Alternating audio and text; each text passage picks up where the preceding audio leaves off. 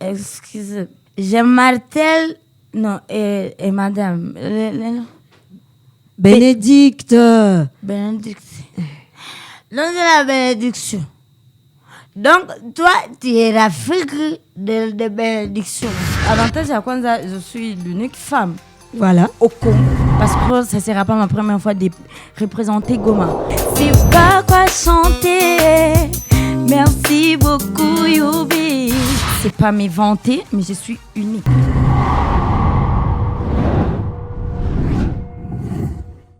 Pour ceux qui suivent deux fois... Attends, comment ils appellent ça? Parlement du rire, ceux qui ont suivi déjà Goma Rire Festival.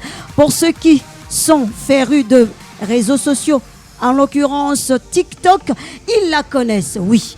Elle n'est pas seulement comédienne, elle n'est pas seulement humoriste, elle est aussi influenceuse. Oui, parce qu'avec elle, on va parler de ce thème. Elle est avec nous dans ces studios. Mesdames, messieurs, on va l'écouter parce qu'aujourd'hui, c'est son tour. Priska Mwenge, dites la sublime Karibu Kwanza Kwetu.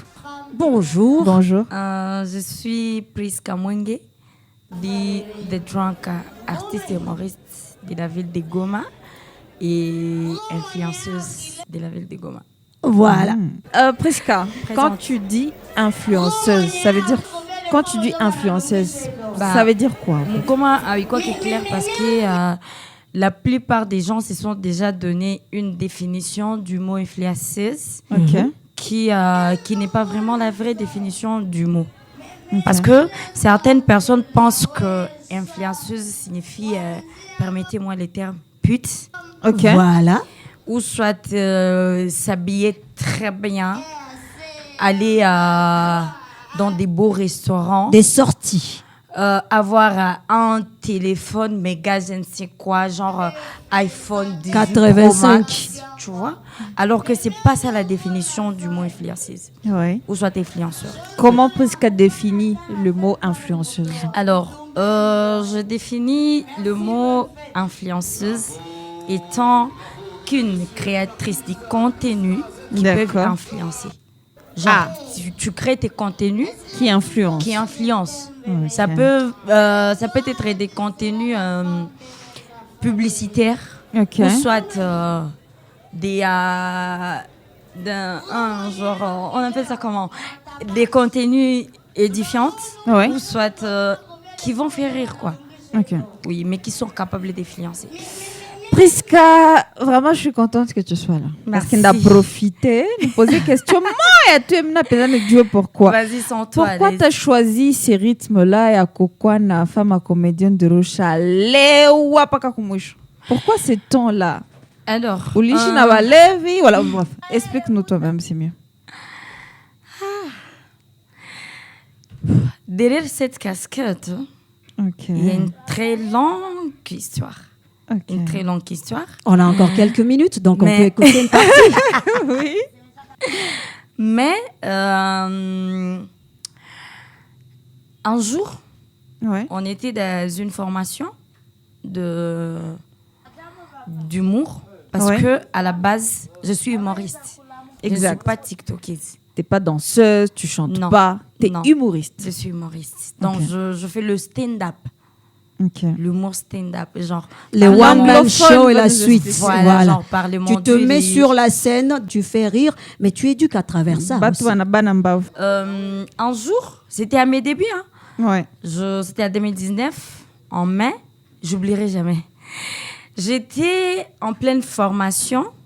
Donc, tout d'abord, attends, je commence l'histoire. S'il vous plaît, UBFM, donnez-moi du temps parce que je vais parler là. On va te donner du temps. M'ouvrir. Vas-y. Merci. Alors, Priska, ouvre-toi, pas sésame. Hein? Priska, ouvre-toi. Un jour, on était dans un groupe de WhatsApp. Et il y a le directeur de Goma Rire Festival. Je faisais rire les gens. Il y a quelqu'un qui avait envoyé un message dans les groupes. Et en tout cas, ma réaction a fait tellement rire les gens dans les groupes que le message lui-même. D'accord. Alors, il y a moi, Mibalan, directeur des Gomaril Festival. Et initiateur, bien sûr. Bah oui, qui m'avait suivi une box. Il m'avait posé la première question. Il m'avait même pas salué celui-là.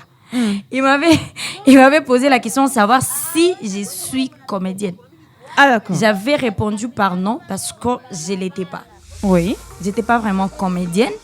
Et il m'avait demandé de venir faire l'humour. Oui. J'avais refusé parce que vraiment, je ne me voyais pas capable de faire l'humour. Ok. En tout cas, je ne me voyais pas vraiment capable de faire rire les gens, genre me tenir debout devant les gens et les faire rire. Il m'avait dit non, tu as du talent, je l'ai vu en toi. Tu peux venir suivre les formations qu'organise Gomaril et tu vas décider toi-même si tu vas continuer ou pas. D'accord. J'avais accepté de faire la formation parce Oui. que depuis toute petite, j'étais tellement amoureuse de l'art. Mais je ne savais pas vraiment dans quel domaine me lancer. Ok.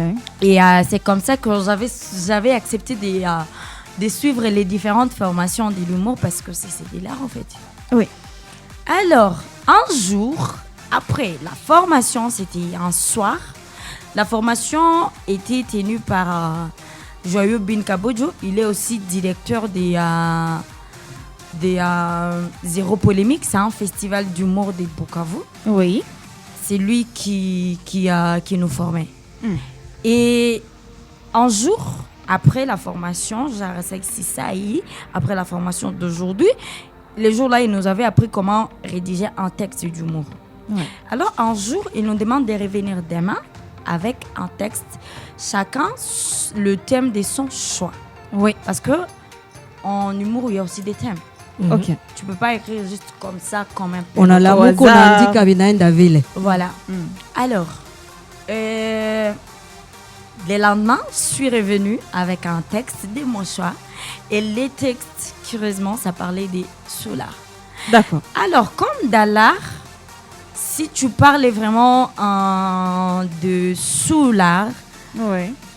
et quand tu veux vraiment genre coup pressé, Ok. il faut que tu incarnes vraiment les soulards. Parce Je vois. que je peux dire que l'humour n'est pas au théâtre. D'accord. Si tu parles des pasteurs, il faut que tu incarnes le pasteur. Les pasteurs qui nous suivent la suite.